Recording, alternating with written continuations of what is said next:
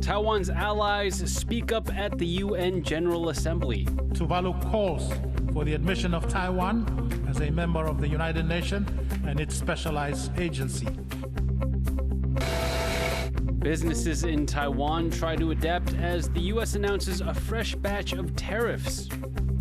Plus, a military report suggests China is refitting a commercial ferry fleet for an invasion scenario.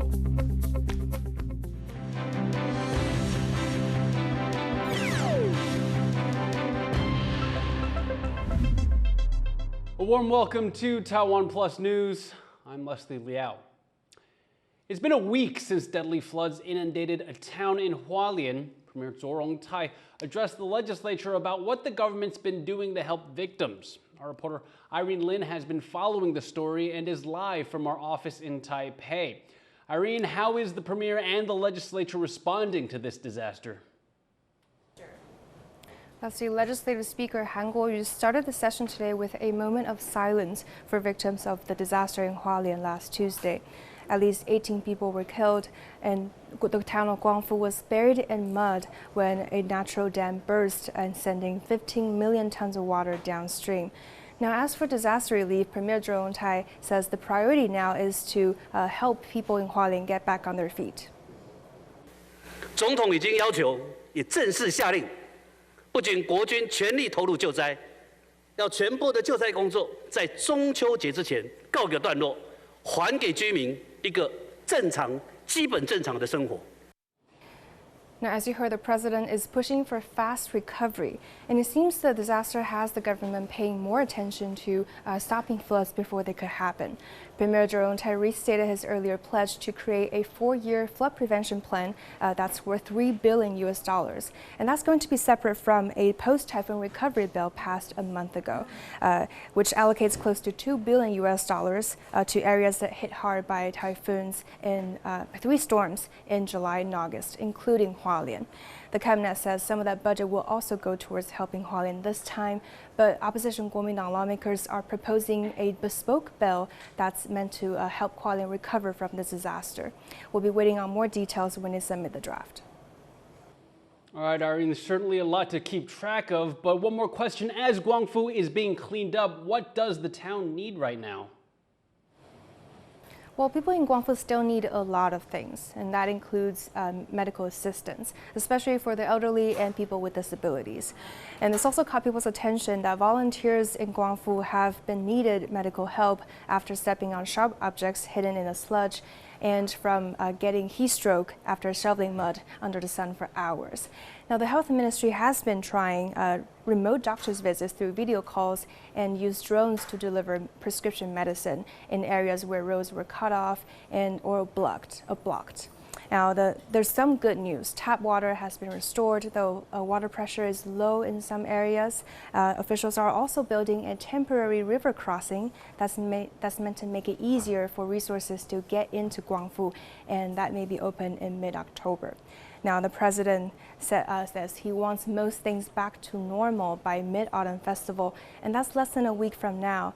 And residents there also need all the help they could get. So it's really putting some pressures on ministries and agencies to pour in as many resources as possible and as fast as they can. All right, Irene, well, thanks for keeping tabs on that for us. That was Irene Lin reporting from our office in Taipei. The 80th UN General Assembly has just wrapped up, and like most years, many of Taiwan's diplomatic allies have used their speeches during the debate week to advocate for Taiwan's inclusion in the UN. Cadence Quaranta reports. This year's United Nations General Assembly debate has come to a close. For Taiwan, the meeting is an annual reminder of its exclusion from the organization. It's also a time when Taiwan ramps up its campaign to be allowed to participate. Every year, many of Taiwan's remaining diplomatic allies also find ways to speak out about Taiwan's exclusion during the debate. This year, at least 9 of its 12 allies spoke in support of Taiwan, with several focusing on Taiwan's participation in UN agencies. Excluding Taiwan from agencies where it can and must contribute, such as the World Health Organization and the International Civil Aviation Organization undermines global capacity for collective problem solving. Others focused on calling out what they say is China's distortion of UN Resolution 2758, a motion passed in 1971 removing the Republic of China, which is Taiwan's official name, from the UN seat representing China and giving it instead to the People's Republic of China in Beijing. China uses that resolution to justify its broader claims to Taiwan. But Taiwan and its allies stress the resolution does not prevent Taiwan's participation in international organizations. Tuvalu holds the strong view that the UNGA Resolution 2758 does not preclude Taiwan's meaningful participation in the UN system. And Tuvalu calls for the admission of Taiwan as a member of the United Nations and its specialized agency. 9 of Taiwan's diplomatic allies also wrote a letter to the United Nations Secretary General calling for Taiwan's participation in the UN. Taiwan's foreign minister, Lin Jialong, also showed up on the sidelines, meeting with at least one diplomatic ally, Palawan President Serangoon Whips Jr., in what is the first known time a Taiwanese foreign minister has been in New York during the General Assembly debate week. As Taiwan's campaign for inclusion continues, despite the odds, Taiwan's allies return to the UN stage each year, determined to keep its voice and calls for recognition alive. John Su and Cadence Caranta for TaiwanPlus. To learn more about how Taiwan's push for UN participation has evolved over the years, Cadence Caranta explores the history of this decades-long campaign. This is the moment when the Republic of China, which is Taiwan's official name, withdrew from the United Nations in 1971. In view of the frenzy and the irrational manners that has been exhibited in this hall, the delegation of the Republic of China has now decided not to take part to any further proceedings of this General Assembly. This was just before voting began on a resolution to remove the ROC from the UN seat representing China and give that seat instead to the People's Republic of China on the mainland. Equatorial Guinea? See? Yes. Ethiopia? Yes. That vote would pass. Ever since, Taiwan has been largely excluded from the UN, its neighbor China using the resolution to justify keeping Taiwan out. For over 30 years, Taiwan has fought this exclusion, arguing it should be allowed to participate. In the early 1990s, Taiwan's diplomatic allies began submitting requests to the UN General Assembly to consider the issue of Taiwan's participation. Some years requesting committees to be formed to discuss Taiwan, other years directly asking for Taiwan's rights at the UN to be restored. Then, in 2007, Taiwan's government took a bolder approach, formally applying for UN membership. 直接以台湾的名申请加入联合国，除了要彰显台湾是一个主权国家的事实之外，更要积极捍卫台海的现状，不被中国片面改变。But none of these efforts were successful. As time went on, Taiwan's government began shifting its focus to advocating for meaningful participation in the UN rather than full membership. And for several years under former President Ma Ying-jeou, whose government had warmer ties with China, Taiwan was invited to attend meetings of some specialized UN agencies. From 2009 to 2016, attending the World Health Assembly as an observer, and in 2013, attending the International Civil Aviation Organization's assembly as a guest, but both under the name Chinese Taipei. But after former President Tsai Ing-wen of the Democratic Progressive Party, which has rockier relations with Beijing, took office in 2016, Taiwan found itself once again blocked. Still, the country has continued on, urging allies to speak on its behalf at the General Assembly, hosting events on the sidelines, publishing articles and videos, and emphasizing Taiwan can contribute to the UN in ways that would help the international community. 我们用场内的方式，也用场外的方式来表达我们被排除在外的心情，以及我们的决心，希望能够协助这个联合国这么重要的国际组织。Alongside the government's campaigns, grassroots movements have also sprung up, most notably in New York City, where the UN is headquartered.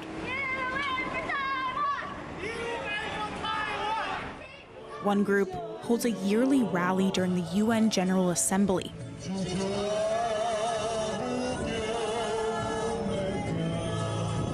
Since the early 1990s, they have gone to great lengths to raise awareness, once renting out a big hall in Lincoln Center to put on a concert, and during the COVID-19 pandemic, when they couldn't hold in-person events, sending packages to almost every U.S. senator in Washington, D.C.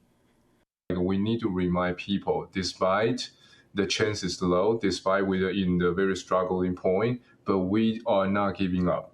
We are always going to stand up to remind everyone every year in this time that just like to urge the voice on the UN for Taiwan, the inclusion of the Taiwan. More recently, Taiwan's focus has been on tackling the issue at its core, publicly refuting China's claims about UN Resolution 2758 as Beijing steps up its campaign to manipulate the narrative. Experts say the resolution only determined which government would represent China at the UN, deciding it should be the PRC in Beijing, not the ROC in Taipei, and thus removing the, quote, representatives of Chiang Kai-shek, who led the ROC at the time, from that seat. But China has been making broader claims, arguing the resolution settled the issue of Taiwan's sovereignty under international law, establishing that Taiwan is a part of China and therefore has no right to participate separately in international organizations, which one analyst said is a distortion not only of the resolution, but also of the UN's power.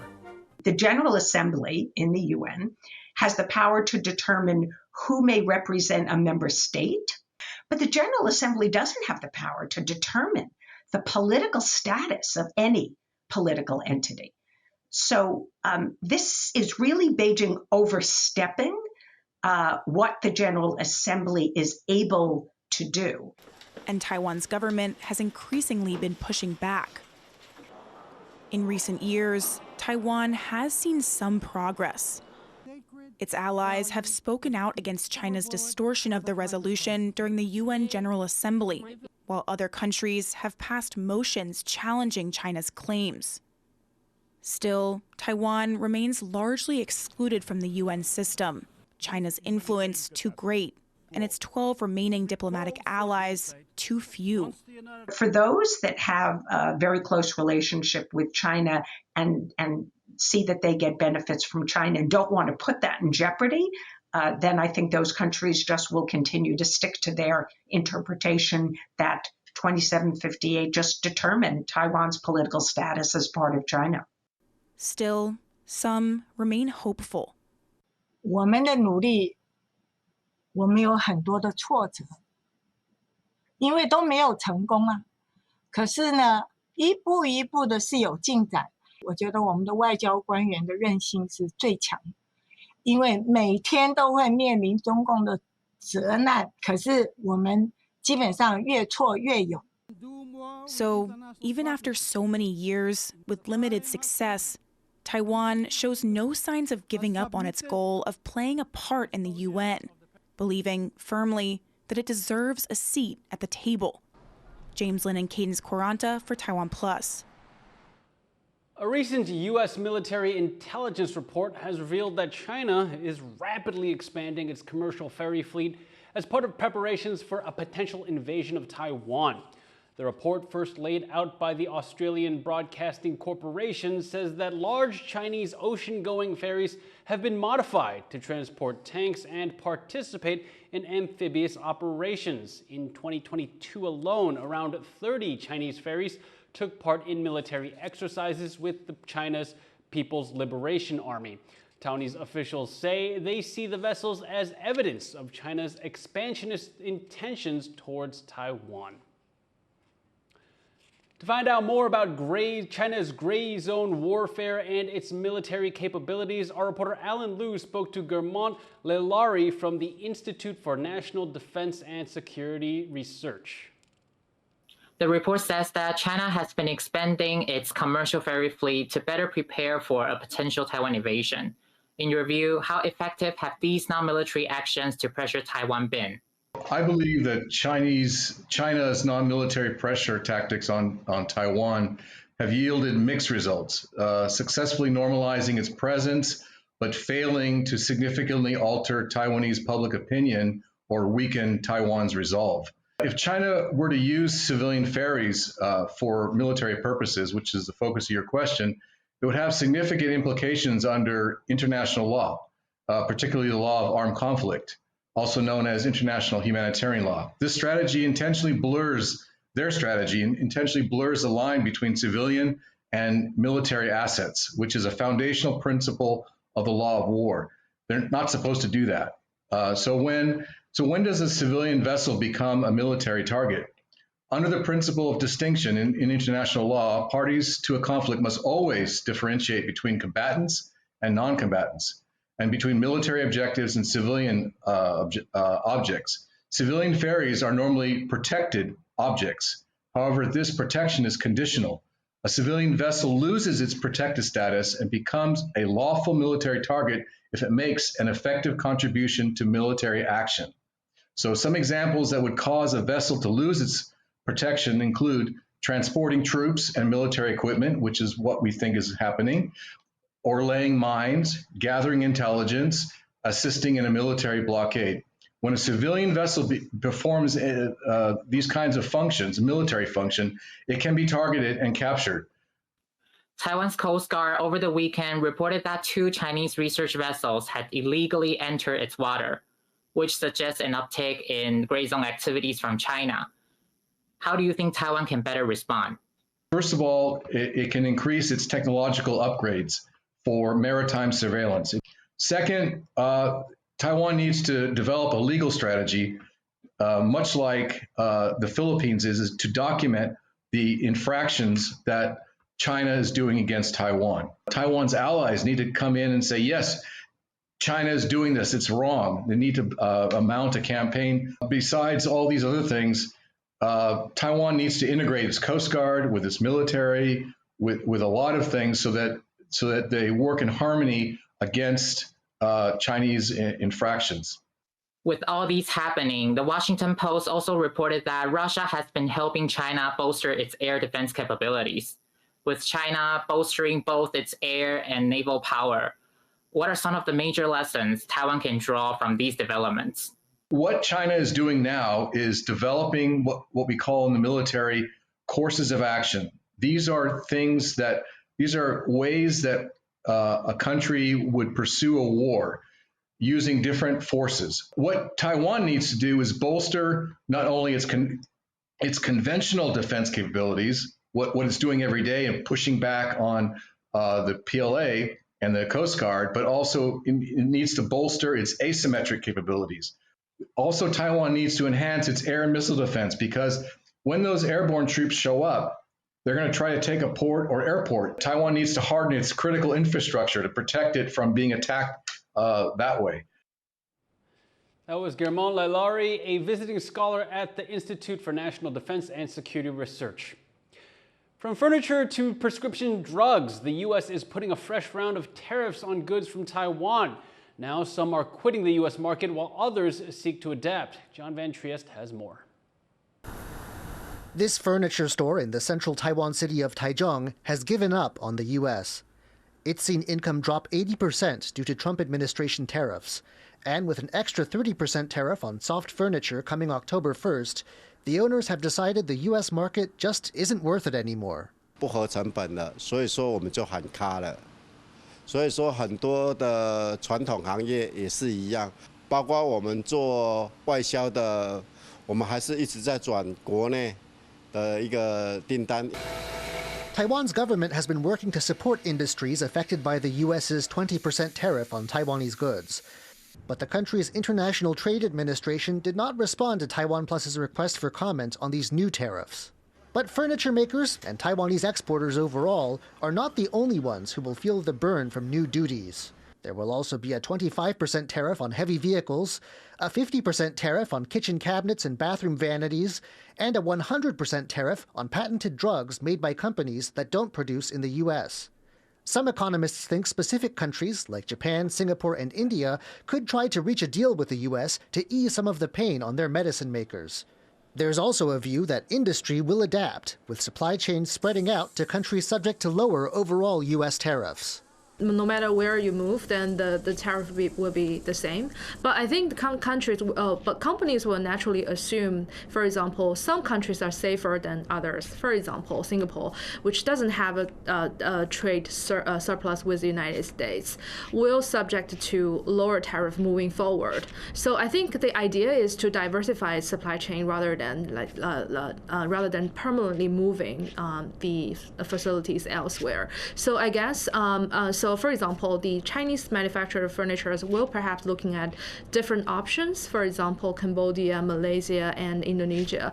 But U.S. tariffs may not end here. U.S. President Donald Trump says he wants to move from taxing physical goods to cultural imports. He's repeated a call he made earlier in May to put a 100% tariff on movies made outside the U.S. It's unclear how that would work or what legal authority Trump has to go ahead with the policy.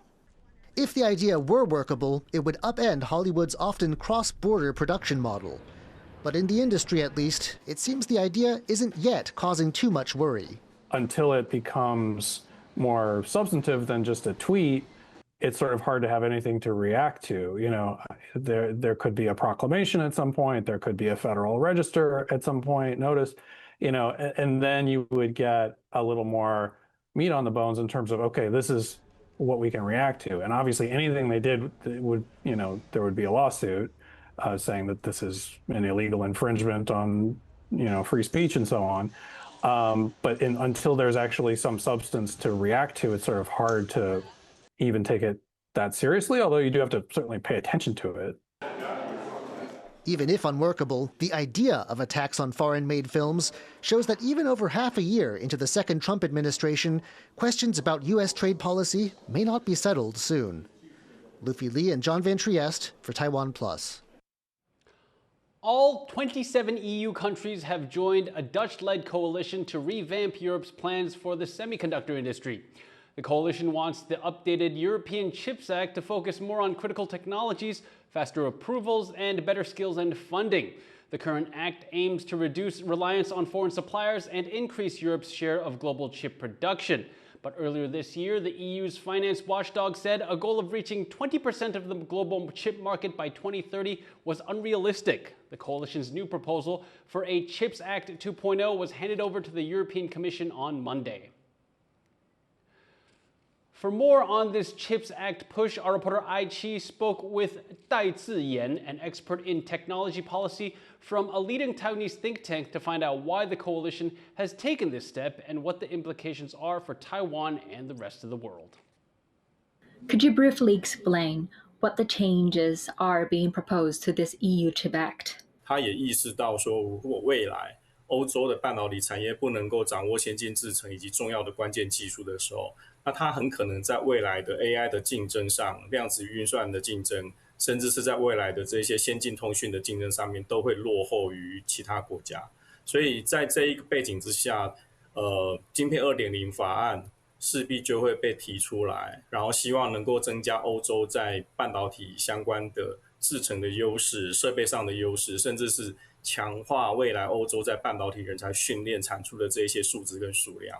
晶片 1.0 它当时设计的那个法案主要是吸引加大投资，好，让这些厂商能够到欧洲，不管是在德国或是在原来的英国，他们可以去扩大它原来的半导体制造的生产能量之外，其实它对于人才的培训，还有对于一些半导体制造设备也有琢磨。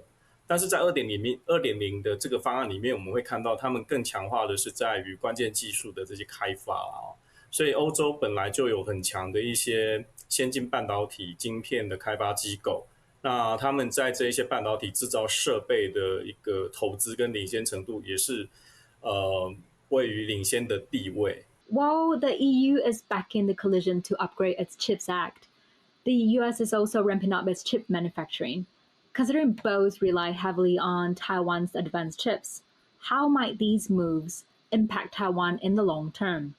在人力上的竞争，还有先进技术上的掌握，我们都会面临到来自于欧洲、来自于美国的这些竞争的压力。所以虽然说它的整体技术落后于西方大概15年上下，可是毕竟它也慢慢形成它自己的 ecosystem。那反而是像台湾、日本、韩国，我们过去比较依赖这种 open platform 的方式哈，取得晶圆的代工啦，然后帮大家去设计晶片啦哈。这样的模式会不会受到冲击？那就需要特别去留意啦。因为他们会变成3个主要的市场都能够自给自足的话，那我们如何去维持跟延伸我们过去在半导体产业上的这些经验跟优势，那就变成是另外一个很重要的课题。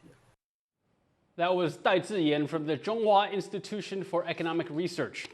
And thank you for watching TaiwanPlus News. Finally, take a look at Taipei Fashion Week, opening this October with the theme Fashion Action. That's quite the rhyme. I'm Leslie Liao. Take care and see you next time.